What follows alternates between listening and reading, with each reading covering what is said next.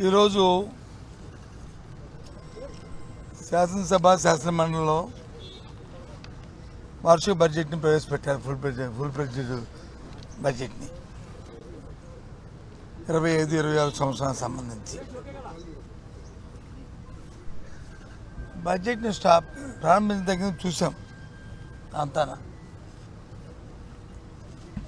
ఆత్మస్తుతి పరనింద, గత ప్రభుత్వాన్ని దూషించడం, తండ్రి కొడుకుల్ని పోడుకోవడం, ముఖ్యమంత్రి గారిని ముఖ్యమంత్రి తండ్రిని పోడుకోవడం. నేను ఎప్పుడు 3 సార్లు ఈ రాష్ట్రంలో నేను కేబినెట్ మంత్రిగా చేశాను. ఇప్పుడు